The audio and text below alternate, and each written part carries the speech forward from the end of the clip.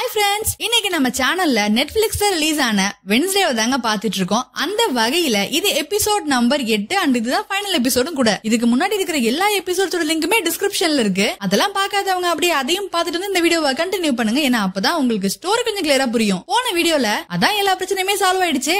அதனால நம்ம ரிலேஷன்ஷிப்பை அடுத்த கட்டத்துக்கு கொண்டு போலான்னு டைலரை வெட்னஸ்டே கிஸ் பண்ண போறப்போ திடீர்னு இவளுக்கு ஒரு விஷன் வருது. அந்த விஷன்ல இவ்வளவு நாளா தொடர் கொலைகளை செஞ்சுட்டு இருந்த அந்த மிருகமே இவன் தானே இவளுக்கு தெரிய வருது. இனிமே நம்ம இங்க ஒரு நிமிஷம் கூட இருக்க கூடாதுன்னு வெட்னஸ்டே வெதர் வேனை விட்டு ஓடுற வரைக்கும் நம்ம போன வீடியோல பார்த்தோம். அதுக்கப்புறமா என்னெல்லாம் நடந்துச்சுங்கிறது தான் இந்த வீடியோல பார்க்க போறோம். வீடியோக்குள்ள போறதுக்கு முன்னாடி நான் உங்க சாரா அண்ட் நீங்க பாக்குறது சாரா டாக்கீஸ்.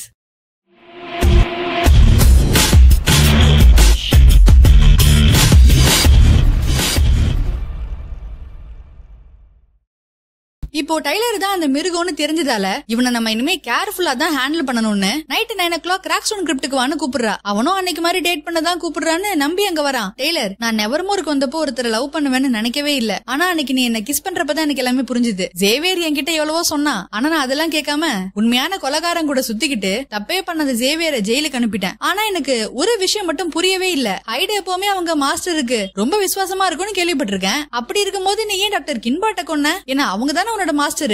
என்ன பேசிட்டு இருக்க வெட்னஸ்டே? நீ பேசுறது பைத்தியக்காரத்தனமா இருக்கு. கொஞ்சம் வெயிட் பண்ணுப்பா, நான் இன்னும் பேசி முடிக்கவே இல்லையே. அவுட்ரீச் டே அன்னைக்கு ஓல்டு மீட்டிங் ஹவுஸ்க்கு போறேன்னு நான் உன்கிட்ட சொன்னேன். அங்க போய் நான் என்ன பண்றேங்கறத பாக்க சொல்லி உன்னோட மாஸ்டர் உன்னை அனுப்பி வச்சாலா? அது மட்டும் இல்ல, ரேவன் பார்ட்டி அன்னைக்கு நானும் யூஜினும் அந்த மிருகத்தை பத்தியும் குகையை பத்தியும் பேசிட்டு இருந்ததை ஒட்டு கேட்டுட்டு போய் நீ உன்னோட மாஸ்டர் கிட்ட சொல்லிருக்க. அவ உடனே அங்க கிளம்பி போய் அங்க இருந்து தடயங்கள் எல்லாம் அழிச்சிருக்கா. நீ உன் பங்குக்கு யூஜினையே அழிக்க பாத்திருக்க. ஆனா ஒண்ணு மட்டும் நான் சொல்லியே ஆகணும். அன்னைக்கு கேட்ஸ் மனுஷன்ல உன்னையே காயப்படுத்திக்கிட்டு அந்த மிருகம் அட்டாக் பண்ணிடுச்சுன்னு ஒரு ஆக்டிங்க போட்ட பத்தியா? அதுக்கெல்லாம் ஆஸ்காரே தரலான்னு பேசிட்டு இருக்கா. போது நிறுத்து வெட்னஸ்டே. நான் ஒன்னும் அந்த மிருகம் இல்ல. அப்படியே நான் தான் அந்த மிருகமா இருந்தா எதுக்காக நீ இப்படி என்கிட்ட தனியா நின்னு பேசிட்டு இருக்க? டெய்லர், இப்போ இங்க நான் தனியா இருக்கேன்னு யார் சொன்னா அப்படின்னு வெட்னஸ்டே சொல்லும் போது அங்க நைட் ஷைட் குரூப்பே வருது. வெட்னஸ்டே, நீ இப்போ என்ன பிளான் பண்ணிருக்கன்னு எனக்கு தெரியல. ஆனா நீ பைத்தியக்காரத்தனமா என்ன வச்சு ஏதாவது பண்றதுக்கு முன்னாடி நான் இங்க இருந்து கிளம்புறேன் அப்படின்னு டைலர் கிளம்புறப்போ பியங்கா முன்னாடி வந்து, டெய்லர் இப்போ நீ இங்க கூட வந்தே ஆகணும் அப்படின்னு அவனோட சைரன் பவரை பயன்படுத்தி அவனை கண்ட்ரோல் பண்றா. அடுத்த சீன்ல ஜேவியரோட ஆர்ட் ஸ்டுடியோல டைலரை கட்டி வச்சிருக்காங்க. இவ்வளவு நேரமா மேக்கத்துல இருந்த டெய்லரை பியங்கா கான்சியஸ்க்கு கொண்டு வரா. அவன் ரேவன் பார்ட்டியப்போ பாத்துட்டு இருந்த போட்டோவை காட்டி, இந்த போட்டோல எங்க அம்மா மட்டும் இப்படி பல்ல காமிச்சுக்கிட்டு போஸ் கொடுக்காம இருந்தாங்கன்னா இவங்க தான் உங்க அம்மான்னு நான் எப்பயோ கண்டுபிடிச்சிருப்பேன். 30 வருஷத்துக்கு முன்னாடி ஹைடினத்தை சேர்ந்தவங்க நெவர்மோருக்குள்ள வரக்கூடாதுன்னு ஒரு சட்டம் இருந்துச்சு. அதுக்கப்புறம் உங்க அப்பா உங்க அம்மாவை காதலிச்சு கல்யாணம் பண்ணிக்கிட்டாரு. உங்க அம்மா ஒரு ஒடுக்கப்பட்ட இனத்தை சேர்ந்தவங்க. குறிப்பா சொல்லணும்னா அவங்க ஒரு ஹைடு. இத நான் சொல்லல, அவங்களோட மெடிக்கல் ரெக்கார்ட்ஸே சொல்லுது. ஆமா வெட்னஸ்டே, எங்க அம்மா ஒரு ஒடுக்கப்பட்டவங்க. அவங்களுக்கு சிவியரான பைபோலார் டிசார்டர் இருந்துச்சு. டெய்லர், இது பொய்ன்னு நம்ம 2 பேருக்குமே தெரியும். அவங்க ஒரு ஹைடு. அவங்களுக்கு இருந்த அதே கண்டிஷன் தான் இப்ப உனக்கும் இருக்கு. இல்ல வெட்னஸ்டே, அவங்க ஒடுக்கப்பட்டவங்கிறதுனால நான் அந்த மிருகம் ஆயிடுவேனா? ஆமா டெய்லர், நீ தான் அந்த மிருகம். அன்னைக்கு நம்ம வெதர்வேன்ல இருக்கிறப்போ எனக்கு இது விஷனா வந்துச்சு. நீ தான் தொடர் கொலைகளை செய்யற அந்த ஹைடு. உன்கிட்ட இப்படி எல்லாம் பேசினா நீ சரிப்பட்டு வர மாட்ட. உனக்கெல்லாம் ஏன் ஸ்டைல இன்வெஸ்டிகேஷன் பண்ணாதான் கரெக்டா இருக்கும்னு சொல்லி டெய்லரை டார்ச்சர் பண்ண ஆரம்பிக்கிறா. இதெல்லாம் பாக்குறப்போ பின்னாடி இருக்கிறவங்களுக்கு ரொம்ப பயமா இருக்கு. வேணா வெட்னஸ்டே, இத பத்தி நம்ம ஷெரீஃப் கிட்டையும் வீம்ஸ் கிட்டையும் சொல்லலாம். இவனை ஒன்னும் பண்ணாத வெட்னஸ்டேன்னு பியங்கா எவ்வளவோ சொல்றா. ஆனா வெட்னஸ்டே இதெல்லாம் கேக்குற மாதிரியே தெரியல. இதனால எல்லாரும் கிளம்பி போய் வீம்ஸ் கிட்ட நடந்த எல்லா விஷயங்களையும் சொல்றாங்க. வீம்ஸ் இத அப்படியே ஷெரீஃப் கிட்ட சொல்றாங்க. ஷெரீஃப் உடனே அங்க கிளம்பி வந்து வெட்னஸ்டே கிட்ட இருந்து டைலரை காப்பாத்தி 2 பேரையும் ஸ்டேஷனுக்கு கூட்டிட்டு போறாரு. ஆக்சுவலா டைலரோட அப்பா அவன் கூட அந்த தெரப்பிக்கு போகலையே தவிர டெய்லரோட ஒவ்வொரு தெரப்பிலையும் டாக்டர் கின்பாட் அவனுக்கு கொடுக்கற அந்த ஃபீட்பேக்க பர்சனலா வரவழைச்சு அந்த ரெக்கார்டிங்ஸ கேட்டுட்டு இருக்காரு. டைலரோட அம்மா ஹைடுங்கிறதும் ஹைடோட குணாதிசயங்கள் எப்படி இருக்குங்கிறதும் ஷெரீஃப்க்கு நல்லாவே தெரியும். டைலர் பிறந்த பிறகு அவங்க அம்மா இறந்துட்டாங்க. அதனால எங்க அவங்க அம்மாவை பத்தி பேசினா இவனுக்குள்ள இருக்கிற ஹைடு வெளியே வந்துடுமோன்னு பயந்துதான் டெய்லரோட அப்பா அவங்க அம்மாவை பத்தி இவன் கிட்ட சொல்லாமலேயே இருந்திருப்பாரு. ஆனா அவங்க இவன் கூட இல்லாத வழி இவன் மனசுக்குள்ள ரொம்ப ஆழமா பதிஞ்சிருக்கு. இதனால அவங்க அம்மாவை பத்தி எப்ப பேசினாலும் இவன் டோட்டலா வேற ஒரு ஆள் மாதிரி பிஹேவ் பண்றானோ இவனை நினைச்சா எனக்கு ரொம்ப கவலையா இருக்கணும். டாக்டர் கின்பாட் அந்த ரெக்கார்டிங்ஸ்ல பேசியிருக்காங்க. தான் பையன் தான் அந்த ஹைடுங்கிறது இவருக்கு தெரியும்னு தான் நினைக்கிறேன். ஏன்னா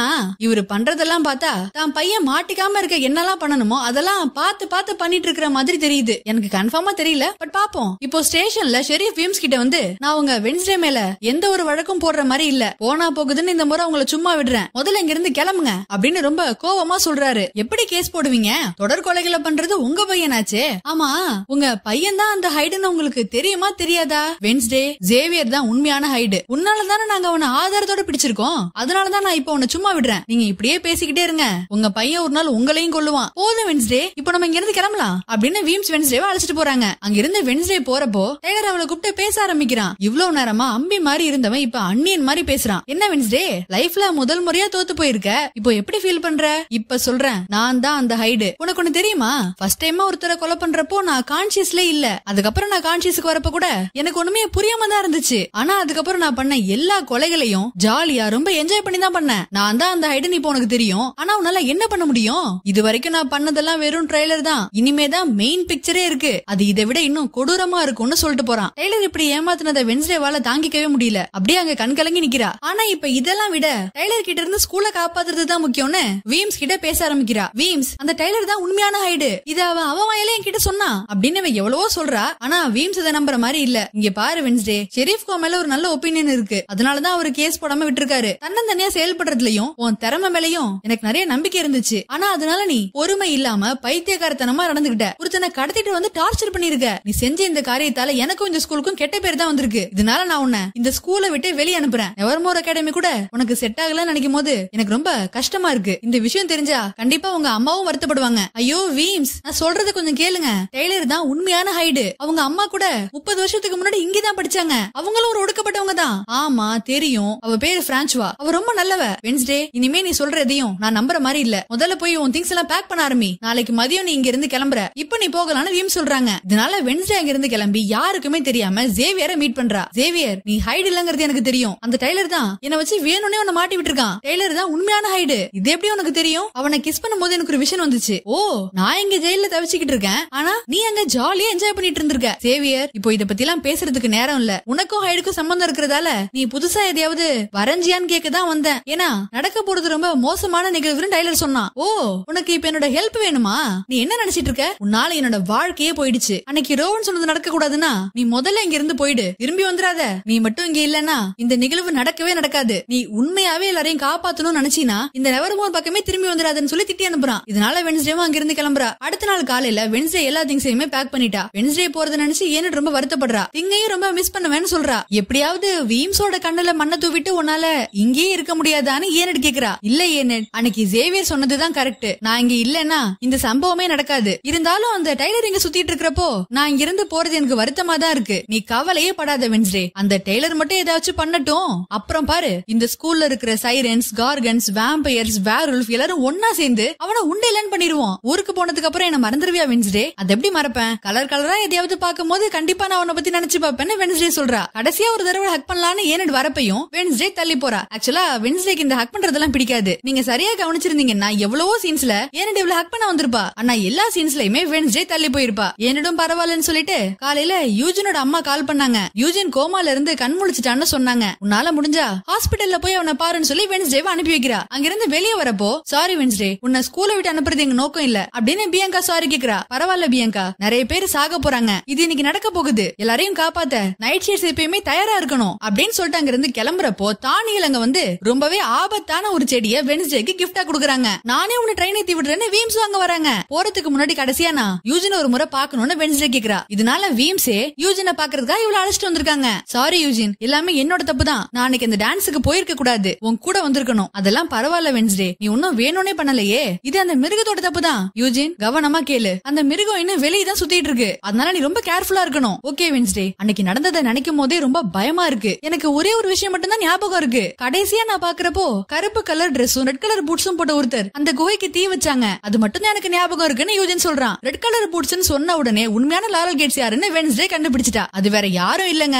இவ்வளவு நாளா நல்லவ மாதிரி நடிச்சிட்டு இருந்த அந்த தானியல் தான் அது. இப்போ இங்க ஸ்கூல்லயும் நைட் ஷேட் பாய்சன் ரெடி பண்ணிட்டு இருக்கா. கரெக்டா அந்த சமயத்துல வென்ஸ்டே டைலரோட அங்க போறா. வென்ஸ்டேவை பார்த்த உடனே அந்த பாய்சன் அப்படியே நைசா மறைச்சு வச்சுக்கிட்டு, என்ன வென்ஸ்டே நீ இன்னும் ஊருக்கு போகலையான்னு நல்லவ மாதிரியே கேக்குறா. போதும் லாரல், நீங்க என்கிட்ட நல்லா மாட்டிக்கிட்டீங்க. நீங்க தான் லாரல் கேட்ஸ். தண்ணில மூழ்கி இறந்து போன மாதிரி ஒரு சீனை கிரியேட் பண்ணி நெவர்மோர் அகாடமியிலேயே வேலையும் வாங்கிக்கிட்டு ஷெரீஃப் கேல்பின் குடும்பத்தை பத்தி தெரிஞ்சுக்கிட்டு டெய்லரோட அம்மாவை பத்தின உண்மைகளை அவங்க கிட்ட சொல்லி அவனை பயமுறுத்தி இருக்கீங்க. அவன் பயந்த பிறகு காட்டுக்குள்ள அவனை கட்டி வச்சு நிறைய டார்ச்சர் பண்ணிருக்கீங்க. அவனுக்குள்ள இருக்கிற ஹைட வெளியே கொண்டு வரதுக்காக செடிகள்ல இருக்கிற கெமிக்கல்ஸ் பயன்படுத்தி இருக்கீங்க. இந்த எல்லா உண்மைகளையுமே டாக்டர் கின்பாட் அவங்க தெரப்பி மூலமா தெரிஞ்சுக்கிட்டாங்க. இதனால கின்பாட்டையும் கொலை பண்ணிருக்கீங்க. ஓ, எல்லாமே தெரிஞ்சிருச்சா? ஆமா, நான் தான் லாரல் கேட்ஸ். இப்போ உன்னால என்ன பண்ண முடியும்? டெய்லர் செல்லம், இந்த வென்ஸ்டே பேசியே ரொம்ப கடுப்பாக்கிட்டா. அதனால இவ்வளவு சீக்கிரமா கொன்னுடு. கொஞ்சம் வெயிட் பண்ணுங்க மிஸ் லாரல். டெய்லர் இனிமே உங்க பேச்செல்லாம் கேட்க மாட்டான். அவன் ஏன் பேச்ச மட்டும் தான் கேட்பான். என்னது, ஏன் ஏன் பேச்சு கேட்க மாட்டானா? அவன் என்னோட டெய்லர். இங்க பாரு செல்லம், இந்த ஒடுக்கப்பட்டவங்க எல்லாம் ரொம்ப கெட்டவங்க. அவங்க உங்க அம்மாவை எவ்வளவு தூரம் கொடுமைப்படுத்திருக்காங்கன்னு அவங்க கிட்ட சொல்லிருக்கேன்ல, அதனால இவளை இப்பவே கொண்டு இருப்பா அப்படின்னு சொல்றா. ஒரு நிமிஷம் ஆரல், ஒடுக்கப்பட்டவங்க மேலதான் உங்களுக்கு கோவம்னா எதுக்காக நார்மலான மக்கள் எல்லாம் கொண்டீங்க? வென்ஸ்டே, அதெல்லாம் எங்க பிளானோட ஒரு பகுதி தான் அப்படின்னு தானியல் சொன்ன உடனே வென்ஸ்டே டெய்லரை பார்த்து, உங்களுக்கு இந்த உண்மைகள் போதுமா இல்ல இன்னும் கொஞ்சம் வேணுமான்னு கேக்குறா. உடனே டெய்லரோட உருவத்துல இருந்த வீம்ஸ் அவங்களோட ஒரிஜினல் ஃபார்முக்கு வராங்க. ஆக்சுவலா உண்மையை கண்டுபிடிக்கிறதுக்காக தான் வென்ஸ்டே வீம்ஸ் டெய்லர் மாதிரி மாத்தி அழைச்சிட்டு வந்திருக்கா. போதும் மிஸ் தானியல், நீங்க நிறைய தப்பு பண்ணிட்டீங்க, இனிமே உங்களால தப்பிக்கவே முடியாது அப்படின்னு வீம்ஸ் சொன்ன உடனே, நான் ஒன்னும் தானியல் கிடையாது லாரல்னு சொல்லி நைட் ஷேட் பாய்சனை வீம்ஸோட கழுத்திலே இறக்குறா. இதனால அவங்க அந்த ஸ்பாட்லயே இறந்து போறாங்க. டக்குன்னு பின்னாடி இருந்து வென்ஸ்டேவே அட்டாக் பண்ணி மயக்கமாக்குறா. இது எல்லாத்தையுமே திங் பாத்துட்டு இருக்கு. இந்த பக்கம் யூஜின் ஏனெடுக்கு கால் பண்ணி, ஏனெட் நடக்கிற எல்லா பிரச்சனைகளுக்கும் மிஸ் தானியல் தான் காரணமா, அவங்க ரொம்ப கெட்டவங்களாம், உண்மையை கண்டுபிடிக்கிறதுக்காக வென்ஸ்டேவும் வீம்ஸும் அவங்கள மீட் பண்ண போறோம்னு பேசிக்கிட்டாங்க. இதெல்லாம் நான் ஒட்டு கேட்டேன், அதனால நீ கொஞ்சம் வென்ஸ்டேவை பாத்துக்கோன்னு சொல்றான். அப்போ பதறி அடிச்சுக்கிட்டு திங்கும் ஓடி வருது. ஏனெட், மிஸ் தானியல் வீம்ஸ கொன்னுட்டாங்க, வென்ஸ்டேவே அடிச்சு மயக்கமாக்கிட்டாங்க. இப்போ தானியலும் டெய்லரும் வென்ஸ்டேவை தூக்கிட்டு அந்த கிராக்ஸ்டன் சமாதிக்கு போயிட்டு இருக்காங்க. உடனடியா நைட் ஷேட்ஸோட உதவி தேவைப்படுது அப்படின்னு சொல்லுது. என்னது நைட் ஷேட்ஸா? அது யார் நைட் ஷேட்ஸ் அப்படின்னு ஏனெட் கேட்க, திங் ஏஜாக்ஸ காட்டுது. என்னது, எனக்கு தெரியாம ரகசியமா ஒரு கூட்டமே இருக்கா? இதை ஏன் என்கிட்ட சொல்லல? ஏன்னா அது ரகசியமான குரூப்னு சொல்லிட்டு ரெண்டு பேரும் அங்க இருந்து கிளம்புறாங்க. நிலைமை ரொம்ப மோசமா இருக்குன்னு புரிஞ்சுக்கிட்டு யூஜின் தன்னோட ஒரே ஃப்ரெண்டான வென்ஸ்டேவை காப்பாத்துறதுக்காக நான் போயே தீருவேன் அவங்க அம்மா சொல்றதையும் கேட்காம ஓடி வரான். இந்த பக்கம் கிராக்ஸோனோட சமாதியில வென்ஸ்டேவை கட்டி போட்டு வச்சிருக்காங்க. அவ கண்முழிச்சு பாக்குறப்போ, பரவாயில்லையே வென்ஸ்டே, நீ புத்திசாலிதான், வீம்ஸ் டெய்லர் மாதிரி உருவத்தை மாத்தி கூட்டிட்டு வந்து என்னையே கொஞ்ச நேரத்துல ஏமாத்திட்டில, நான் இதை எதிர்பார்க்கலப்பா. டெய்லர், நீ வெளியே வெயிட் பண்ணு, யாரும் இந்த பக்கம் வராம பாத்துக்கோ அப்படின்னு சொல்லி அவனை வெளியே அனுப்பிட்டு டெய்லர் சேகரிச்ச அந்த இறந்து போனவங்களோட பாடி பார்ட்ஸ் எல்லாம் வச்சு கிராக்ஸ்டோனை உயிர்ப்பிக்கிறதுக்கான வேலையெல்லாம் பாத்துட்டு இருக்கா. என்ன பண்றீங்க? இறந்து போனவங்க எல்லாம் உயிர்ப்பிக்க முடியாது, இதை நான் ஆல்ரெடி ட்ரை பண்ணிருக்கேன். அப்படியா? ஆனா உயிர்ப்பிக்க முடியும்னு உன்னோட முன்னோரான கூடி ஆடம்ஸ் அவங்க புக்ல போட்டிருக்காங்களே, கூடியோட புக் ஆஃப் ஷேடோஸ், இத பில்கிரம் வேர்ல்ட்ல இருந்து நீ தான் திருடுனீங்களா?